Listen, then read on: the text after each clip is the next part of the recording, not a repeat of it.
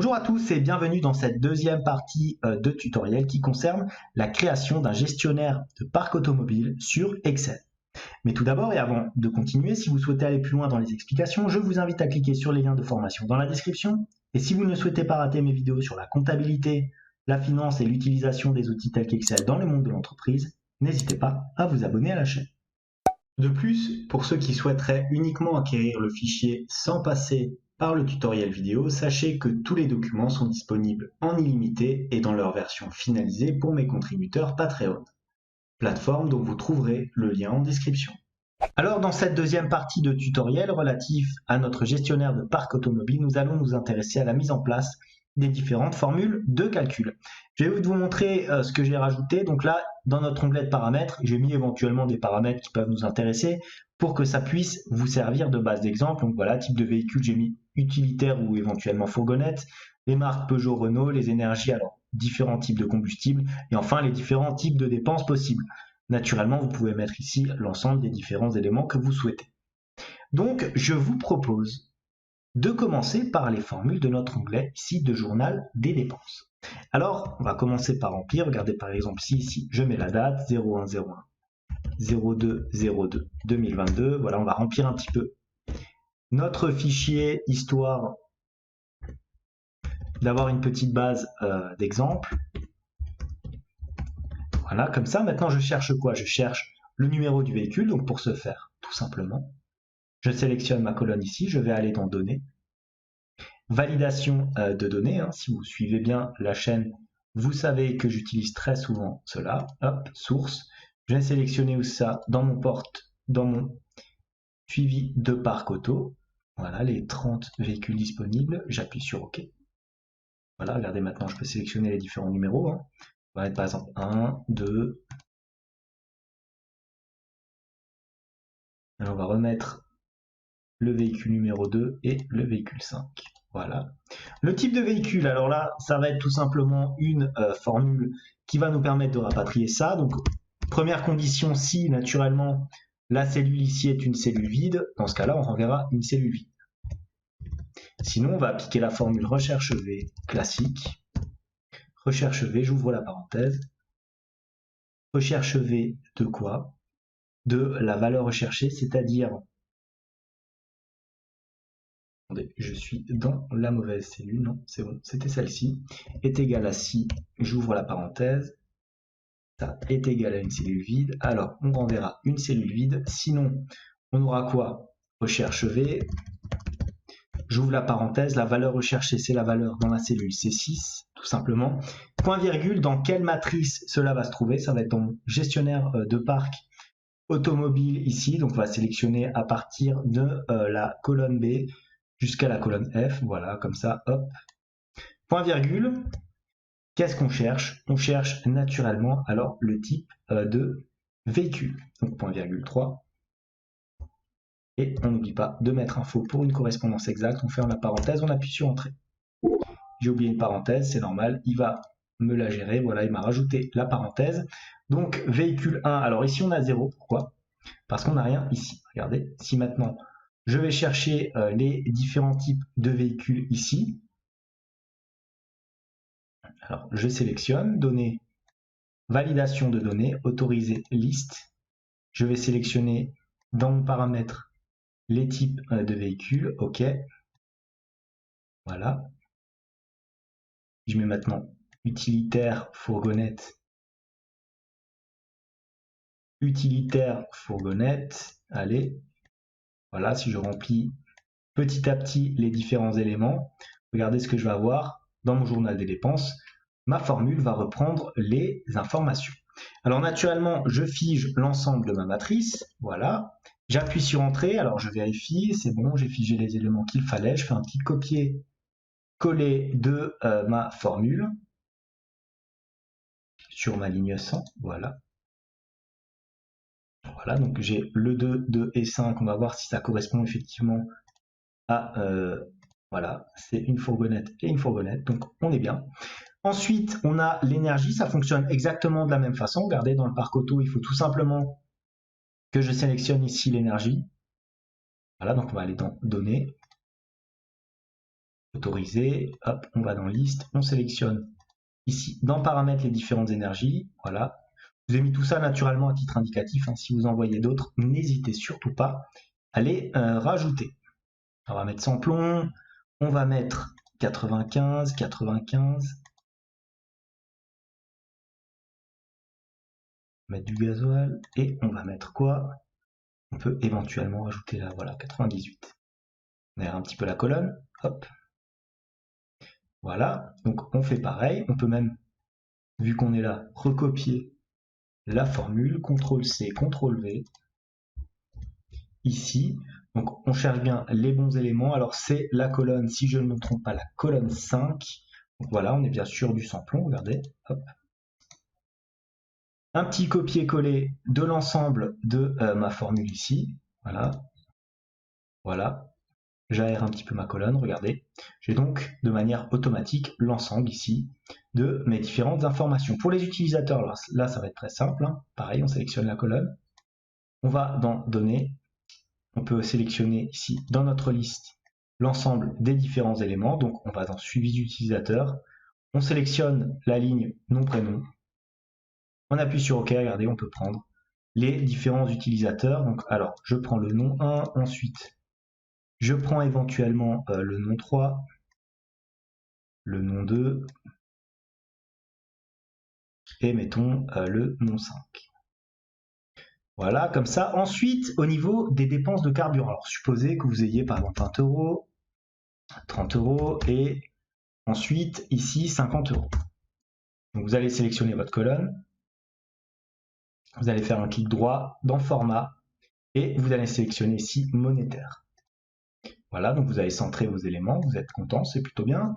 Maintenant pour les litres, alors là vous avez 10 litres, 20 litres et ici 40 litres, admettons. On va changer un petit peu la mise en forme, vous allez sélectionner ici votre colonne, vous allez faire un petit clic droit sur la colonne, vous allez dans Format de cellule, vous sélectionnez naturellement Personnaliser, et qu'est-ce que vous faites? Là, au 0, vous allez créer votre petite fonction personnalisée, vous mettez des guillemets, un espace, un L en majuscule, vous fermez vos guillemets, vous appuyez sur Entrée. Et voilà, maintenant vous avez sous ce format-là. Les kilomètres effectués, alors supposez que vous ayez 200 km effectués ici, 350, allez, et là on va mettre, allez, je sais pas, éventuellement 500. Sélectionnez pareil votre colonne, un petit clic droit, format de cellule, vous allez dans Personnaliser, de la même façon, vous ouvrez les guillemets, vous mettez kilomètres, fermez les guillemets, vous appuyez sur Entrée. Voilà, c'est quand même beaucoup plus lisible de taper des montants comme cela. Description de la dépense. Alors là, c'est une colonne grise, donc on va mettre une petite liste déroulante comme on fait à chaque fois. Données, validation de données, hop, ici, on clique dans Source et on va dans les types de dépenses. Voilà, je vous ai mis entretien, réparation, révision. C'est les trois que j'ai identifiés immédiatement. Naturellement, rajoutez-en d'autres, n'hésitez surtout pas. Pour les dépenses, alors là, on va faire la même mise en forme que tout à l'heure, c'est-à-dire qu'on va aller dans Format de cellule, on va sélectionner tout ce qui est monétaire. Voilà. On va mettre par exemple ici 200 €. Voilà. 250 et éventuellement, allez, 300. Vous pouvez rajouter ici, alors on va mettre quoi? On peut mettre 200 € de dépenses d'entretien. Ensuite, on aura 200 € de réparation et enfin on finit éventuellement par les révisions. Montant total des dépenses de ce journal-là, bah, ça va être tout simplement le montant global alors, du carburant plus les autres dépenses. Là, j'ai mis les autres dépenses un peu à part puisque généralement les dépenses récurrentes sur ce type de véhicule, surtout lorsque vous avez un gros gestionnaire de parc immobilier, c'est quand même l'essence. Ensuite, vous pouvez naturellement détailler cette partie-là si vous le souhaitez. On fait un petit clic droit, copier, on colle la formule, coller la formule comme ça. Alors, on va mettre tout ça en gras parce que c'est quand même notre total, disons, général. On n'oublie pas de mettre un format monétaire. Voilà, et on met ça en gras. Voilà, on a les différents éléments qui s'affichent donc ici. Comme ceci, on a mis les formules qui sont intégrées ici. D'ailleurs, je vais peut-être mettre des cellules en gris aussi pour éviter que quelqu'un vienne taper là-dedans. Voilà, juste comme ça. Et voilà donc pour les formules de notre journal des dépenses. Vous voyez, rien de spécialement compliqué si vous maîtrisez Excel. Passons maintenant à notre onglet de suivi de parc automobile. Alors, premier élément à prendre en compte, on va se mettre ici au niveau de la marque. Alors, on va mettre une petite liste déroulante comme à chaque fois. Donc, données, validation de données, liste. On va sélectionner dans les paramètres. Voilà, une des deux marques. Si on appuie sur OK, là, on peut désormais sélectionner les deux différents éléments. Voilà, on peut mettre du Renault, du Peugeot. J'en ai mis que deux naturellement pour l'exemple. Voilà. Ensuite, au niveau des formules, alors la grosse formule de ce fichier, ça sera naturellement la formule relative à la consommation moyenne de carburant. Donc pour ce faire, on va commencer tout simplement égal 6 erreurs. Voilà, 6 erreurs, donc on mettra une cellule vide. Sinon, somme si comme à chaque fois, tout simplement un ratio divisé par un autre ratio, somme si quoi, on va aller dans le journal des dépenses. On va sélectionner notre colonne ici. Voilà, c'est jusqu'à la ligne 100, tout simplement. Point virgule, on retourne dans notre suivi de parc auto et on va sélectionner notre cellule ici, B6. Point virgule, quelle sera la plage assommée? Alors, si vous avez bien suivi, vous savez qu'il s'agira ici de la colonne G, l'ensemble des dépenses de carburant. Ferme la parenthèse. On divise maintenant le tout. Alors, on peut tout simplement copier-coller cette formule. Regardez, petit raccourci facile. Comme on a standardisé le tout, on peut le faire. Voilà. On va diviser pas par la colonne G, mais tout simplement par les litres, c'est-à-dire la colonne H.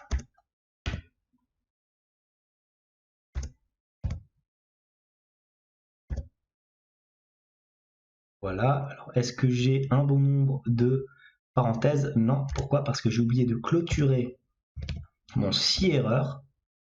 Et là, normalement, je me retrouve avec un montant global de somme si ici.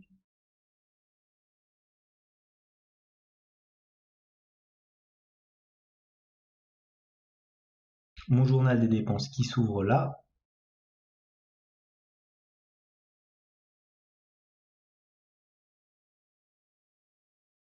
Point virgule.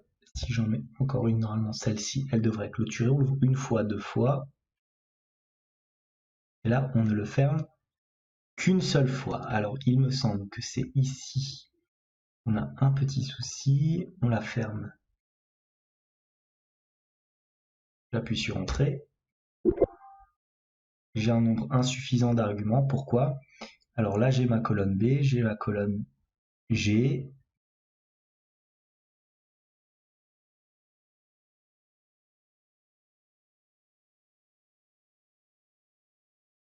Somme si 1, 2. Ensuite, je ferme ici la troisième. Après, voilà, c'est ça le problème. Le 6 erreur que j'ai copié. Vous voyez, je supprime cet élément-là. Je supprime la parenthèse en trop. J'appuie sur Entrée et là, ça fonctionne. Si je déplace un petit peu, j'ai une consommation moyenne de 2 litres. Je vais naturellement figer l'ensemble de mes matrices.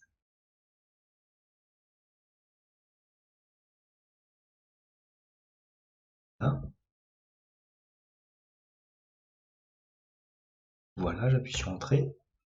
Maintenant, si je fais un copier-coller, je ne devrais pas avoir de soucis. Donc là, voilà, j'ai que 3 véhicules, donc je continue mon copier-coller sur l'ensemble de mes éléments. Voilà, donc j'ai ici les deux, 1,5 et 1,3. Les autres véhicules n'ont pas été utilisés au niveau de la consommation. Je vais aussi aller, regardez, là je vais faire un petit paramètre personnalisé, format de cellule. Ça sera quoi? Ça sera tout simplement, ouvrez les guillemets, euros par tout simplement litre. Fermez les guillemets, appuyez sur Entrée. On écarte un petit peu. Alors attendez, là il y a un petit souci. Je vais de nouveau retourner en format de cellule. Je ne voulais pas ça. Je voulais ceci. Euros par litre. J'appuie sur OK. Alors attendez.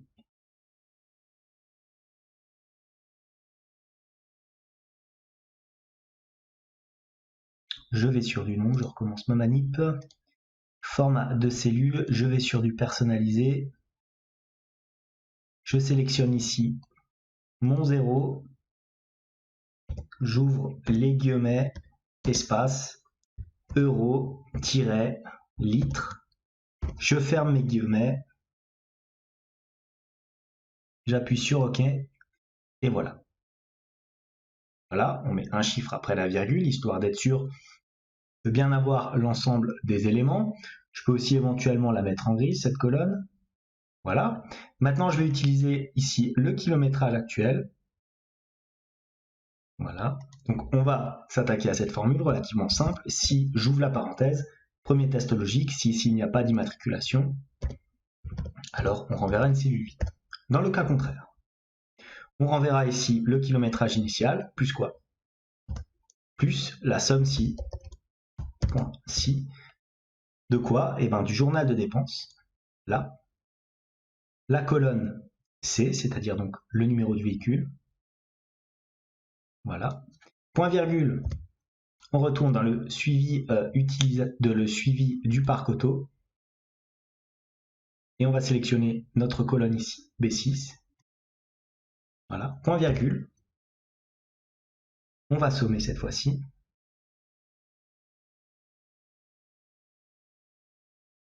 l'ensemble de notre colonne I.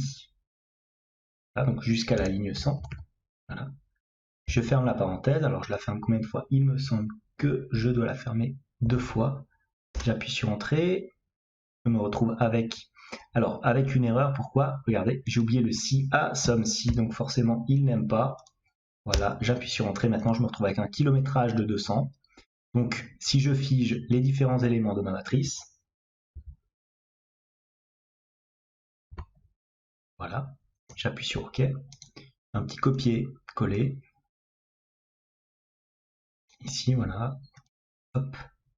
Regardez, si je rajoute 100 km ici, je passe bien à 300. Si je rajoute 50 ici, je passe bien à 400. Et ainsi de suite. Je vous propose aussi de faire un petit clic droit pour changer éventuellement la mise en forme. Vous allez passer sur du kilomètre. Donc on ouvre les guillemets, on met KM, on ferme les guillemets, on appuie sur Entrée. Voilà, donc là vous avez à chaque fois les différents montants de kilométrage. Voilà donc pour cet onglet de suivi de parc auto. Passons à présent aux formules de notre onglet de suivi d'utilisateur. Donc dans cet onglet, les deux formules principales vont se trouver alors dans la consommation moyenne et naturellement les kilomètres parcourus. Donc on y va. Au niveau de notre consommation moyenne, donc on va commencer par un si erreur relativement classique, on ouvre la parenthèse. On va avoir, et vous avez désormais l'habitude dans ce fichier, un petit somme si.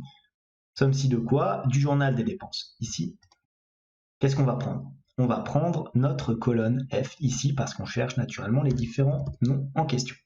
Point virgule. On retourne dans notre suivi utilisateur et qu'est-ce qu'on va avoir? On va naturellement avoir ici notre cellule B6.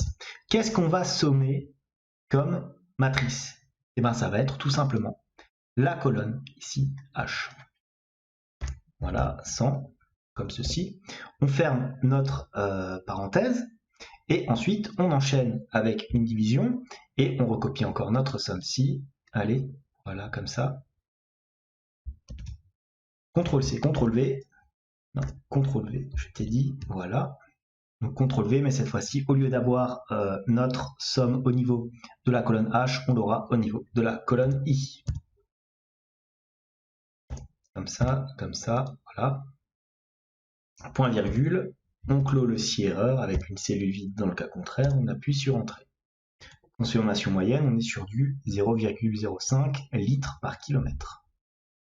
Donc je vous propose éventuellement, naturellement, de changer la mise en forme. Et dans du personnalisé, hein, vous sélectionnez le 0 ici, vous ouvrez les guillemets, un petit espace, L par quoi? Par kilomètre. Par km, vous fermez naturellement. Voilà, vous rajoutez voilà, 2 zéros après la virgule, hein, c'est plutôt correct. Vous figez naturellement les différents éléments de votre matrice. Comme ça et comme ça. Donc, vous n'ayez pas de soucis à ce niveau-là. Vous appuyez sur Entrée. Maintenant, ce que vous pouvez faire, c'est un clic droit, naturellement copier. et vous collez la formule. Voilà, vous en avez donc 3 différentes. Donc pour votre cinquième aussi, voilà ici. Donc voilà l'ensemble des différents éléments. Je trouvais que c'était relativement pertinent d'avoir une consommation de litres par kilomètre. Vous pouvez aussi éventuellement, au niveau des personnes, calculer un coût par kilomètre. Voilà. Comme on a fait le coût tout à l'heure, je me suis dit on peut éventuellement avoir cet indicateur-là, mais n'hésitez pas à le changer si vous ne le trouvez pas relativement pertinent. Donc là, on va mettre ces cellules en gris pour éviter à l'utilisateur éventuellement de taper des choses en brut. Maintenant, on va s'attaquer au kilomètre parcouru. Là, c'est relativement simple. On commence par un si, on ouvre la parenthèse. Alors, si quoi? Si G6, alors est-ce qu'on va mettre éventuellement, on va mettre ça, voilà, si la consommation est égale cellule vide, bah forcément, il n'a pas fait de kilomètres. On verra une cellule vide, sinon on va mettre un petit somme si. Voilà, on ouvre la parenthèse, on va sommer quoi? Pareil, on va dans notre journal de dépenses, colonne F. Vous voyez, toujours cet onglet de journal de dépenses qui vous permet de vous servir vraiment comme une base de données finalement pour calculer vos différents indicateurs. Donc vous allez dans votre, voilà, ici vous sélectionnez le nom et qu'est-ce que vous allez sommer? Vous l'avez compris, vous allez sommer tout simplement l'ensemble ici des différents kilomètres. Vous fermez la parenthèse, alors si je ne me trompe pas, il faut la fermer 2 fois, on appuie sur Entrée. Donc 200 km, c'est relativement juste. Alors, on fige maintenant nos différentes matrices. Toujours figer les matrices. Voilà, on fait un petit clic droit copier. Et clic droit coller la formule. Voilà. Naturellement, vous avez compris ce que je vais faire. Je vais prendre un format personnalisé. Comme ça, on va prendre éventuellement... Alors, est-ce qu'il est encore celui que j'ai créé tout à l'heure? Voilà, kilomètres. J'appuie sur OK, voilà, 200 km, 350, 500, et ainsi de suite.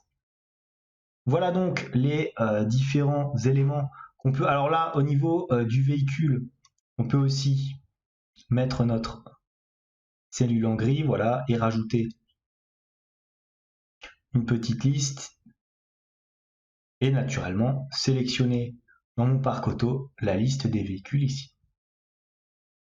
J'appuie sur OK, voilà. Regardez, maintenant vous pouvez sélectionner l'ensemble des véhicules attachés aux différentes personnes. Mettre le 4 ou le 5, je ne sais pas, voilà. Et voilà donc pour les différentes formules de mes différents onglets. Vous avez constaté que pour l'instant, on n'a pas encore touché à notre onglet de tableau de bord en ce qui concerne les différents graphiques. C'est d'ailleurs ce qu'on va voir dans la troisième partie de ce tutoriel. Donc comme d'habitude, j'espère que cette vidéo vous a plu. Si tel est le cas, n'hésitez pas à mettre un like, à mettre un commentaire de suggestion, à vous abonner à la chaîne si ça n'est pas encore fait. En tout cas, moi je vous dis merci et à bientôt pour la troisième et dernière partie de ce tutoriel.